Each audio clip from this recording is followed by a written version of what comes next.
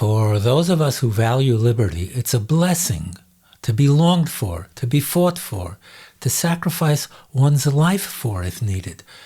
But for some people, freedom is a curse, a burden they don't want to bear, and which they often don't want others to bear either. Why do some people reject liberty? Why don't they value it? Why are they so threatened by it? What are they so afraid of? Let's find out. My name is Alex, and welcome to Depth History, where we talk about how the human condition created and creates the human condition. To 21st century Westerners, every living person of whatever race, gender, or religion has, in the famous words of the American Declaration of Independence, certain unalienable rights, rights that can never be taken away, and that among those rights are life, liberty, and the pursuit of happiness. Liberty means freedom, that people are free to do whatever they like, as long as they don't harm others or interfere with their liberty. And unalienable means that the rights belong to every human being simply by virtue of being a human being, and can never be taken away by government or any other authority, because liberty is not a generous gift from the government or any other authority, but the essence of what it means to be human, to be free, to choose for one's self. The historian of ideas, Sir Isaiah Berlin, wrote of two concepts of liberty, negative and positive. Negative liberty is freedom from being forced to do something you don't want to do, that there is an area of private life, some minimum area of personal freedom, religious belief, opinion, expression, etc., that no government or any other authority is ever allowed to invade. The only part of the conduct of anyone for which he is amenable to society is that which concerns others. In the part which merely concerns himself, his independence is of right, absolute. Over himself, over his own body and mind, the individual is sovereign. Positive liberty is freedom to choose your own dreams, your own goals, profession, education, etc. To threaten a man with persecution unless he submits to a life in which he exercises no choices of his goals, to block before him every door but one, no matter how noble the prospect upon which it opens, or how benevolent the motives of those who arrange this, is to sin against the truth that he is a man, a being with a life of his own to live. The existential psychiatrist Irvin Yalom has described four ultimate existential concerns, four givens of existence with which each person must at some time come to terms. The knowledge that we and everyone we love and hold dear will one day die. The apparent meaninglessness of life. That each and every one of us is ultimately alone. And finally, freedom. These are the sort of inescapable worries that anyone might, from time to time, agonize over or lose sleep over. But the last one, freedom, seems out of place in the list. Freedom is a blessing, isn't it? Something to be grateful for, not something to fear, not an existential terror that keeps people up nights. And is it really inescapable? It's not that simple. Eleanor Roosevelt wrote, "Freedom makes a huge requirement of every human being. With freedom comes responsibility. For the person who is unwilling to grow up, the person who does not want to carry his own weight, this is a frightening prospect. You gain strength, courage, and confidence by every experience in which you really stop to look fear in the face." Is everyone capable of accepting freedom, of looking the fear of responsibility in the face? Can freedom become a burden, too heavy for man to bear, something he tries to escape from? Why then is it that freedom is, for many, a cherished goal and for others a threat? Too many people have had the misfortune of being born into a tyrannical political regime where only a privileged few, the people at the top, the bureaucrats of the giant machinery of oppression, who, if anyone resists or even questions their rule, sends them and their families to re-education camps or to be executed. Only these privileged bureaucrats have any liberties at all, and even they live in constant fear of being themselves purged. But the tyrants, the big brother, the fearless leader, assure their citizens that they're not enslaved, but actually free. This is what George Orwell called the big lie. In the mid-18th century, a new idea began to gain traction, that just as there are laws of the physical universe, there are also laws of human society and history. If Newton was able in principle to explain every movement of every particular constituent of physical nature in terms of a small number of laws of great generality, is it not reasonable to suppose that psychological events, which constitute the conscious and unconscious lives of individuals, as well as social facts, the internal relationships and activities and experiences of societies, could be explained by the use of similar methods? From here, it's not a great leap to the doctrine of historicism, the idea that there are laws of history, and that just as the planets are moving along predetermined orbits, so too human history is moving along a predetermined path to an inevitable future, subject to laws that history cannot escape, just as an apple falling from a tree cannot escape the laws of gravity. And from there, it's just one small step to the idea that these laws will inevitably bring about nature's purpose, or God's purpose, a perfect society, a society without poverty, social strife, or war. And since that perfect society is inevitable, we all have no choice but to do whatever we can to bring it about. True freedom doesn't mean doing whatever you like. It means freeing yourself from your selfish personal desires and aspirations and accepting instead society's desires and aspirations, doing your part to bring about the inevitable perfect society, identifying with and becoming one with the general will of society to move forward along its predetermined path toward paradise on earth. This is what it means to be truly free. The 18th century Swiss philosopher Jean-Jacques Rousseau declared that if someone refuses to freely accept society's general will, he must be forced to accept it, and thus released from being enslaved to his own selfish desires, freed from personal dependence, that is, dependence on himself instead of on society. He must be forced to be free. The 19th century French philosopher Auguste Comte asked, if we do not allow free thinking in chemistry or biology, why should we allow it in morals or politics?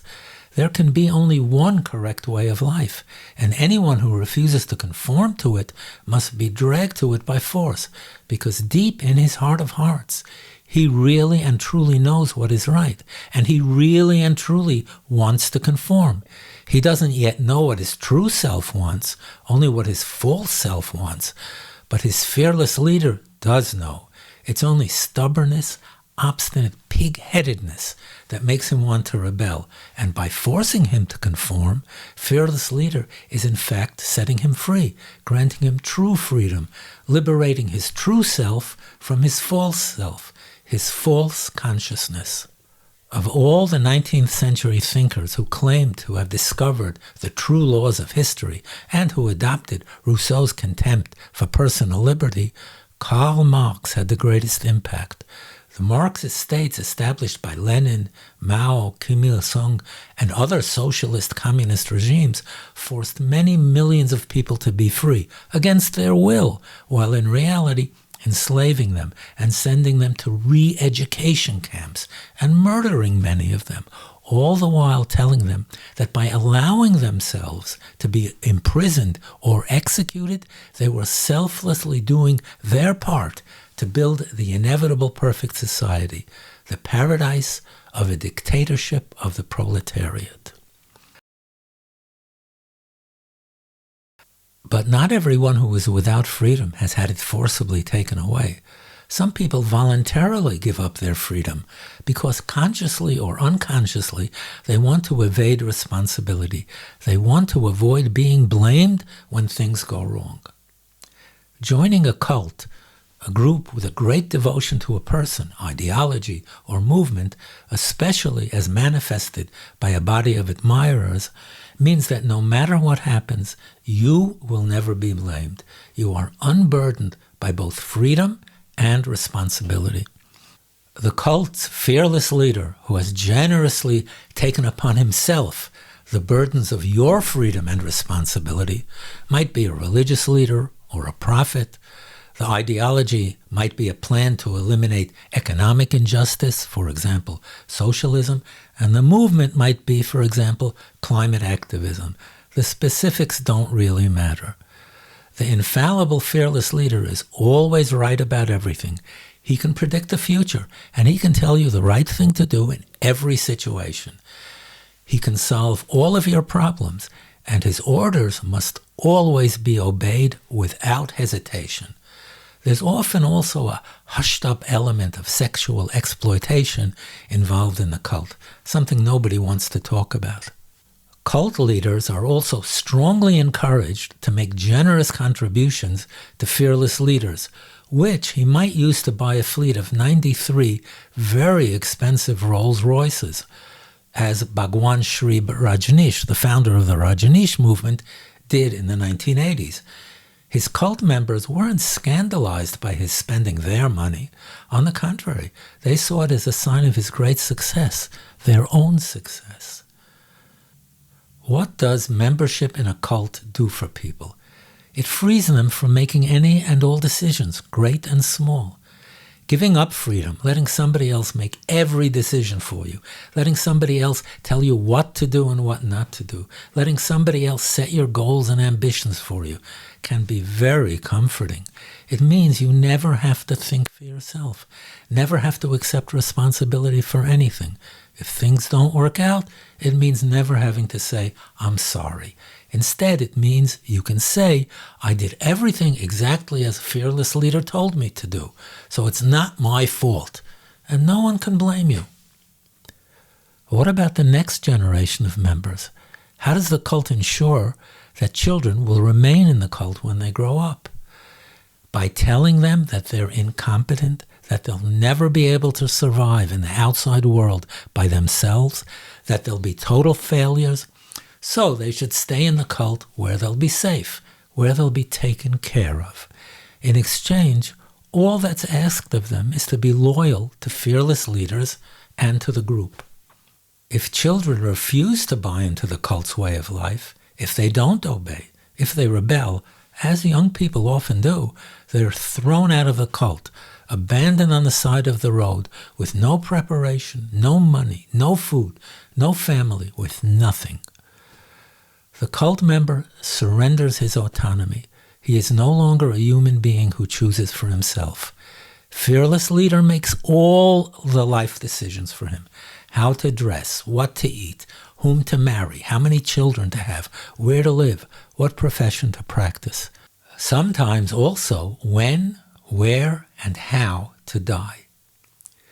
In 1978, more than 900 members of the People's Temple cult committed what their fearless leader, Reverend Jim Jones, called revolutionary suicide in Guyana by drinking cyanide-laced Kool-Aid, among them 276 children whose parents forced them to drink the poison before they drank it themselves. Jones, who shot himself in the head, had convinced his followers that the U.S. government was about to invade their compound. He told them that we must die with some dignity. Don't be afraid to die. Death is just stepping over into another plane. Death is a friend. This is not suicide. We committed an act of revolutionary suicide, protesting the conditions of an inhumane world. In 1997, the bodies of 39 members of the Heaven's Gate cult, including its fearless leaders, Marshall Applewhite, were found in a house in California. They had died in a coordinated series of ritual suicides, coinciding with the closest approach of the Hale-Bopp comet. The cult members believed that they could transform themselves into immortal extraterrestrial beings by rejecting their human nature, and they would ascend to heaven, which they called the evolutionary level above human. Just before the mass suicide, the group's website was updated with the message, "Hale-Bopp brings closure to Heaven's Gate. Our 22 years of classroom here on planet Earth are finally coming to conclusion. Graduation from the human evolutionary level. We are happily prepared to leave this world." The notion of individual rights was absent from legal conceptions as a conscious political ideal, as opposed to its actual existence in the ancient world, and from the legal conceptions of the Romans and Greeks. This seems to hold equally of the Jewish, Chinese, and all other ancient civilizations that have since come to light.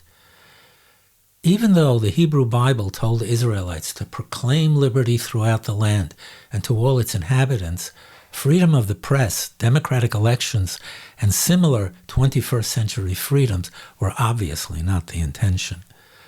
Athenian democracy was nothing like modern democracy. It was direct, not representative. There were, of course, no elections, and it was restricted to only a small part of the population, male citizens.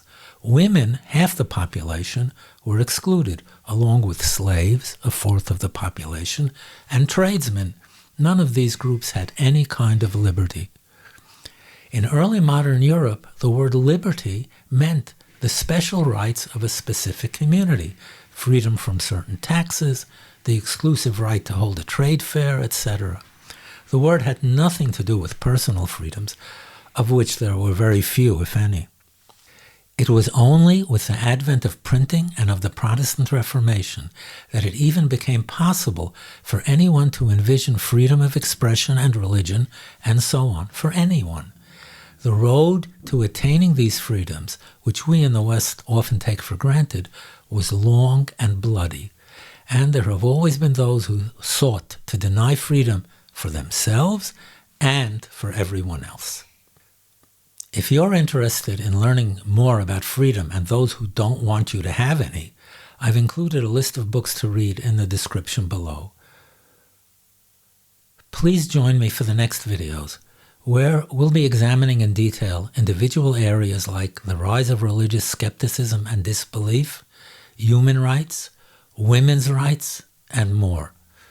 By the way, if you enjoyed this video, please click the like icon, share the video, subscribe, and ring the bell so that you'll be notified of new videos as soon as they come out. Thanks for watching, and see you next time.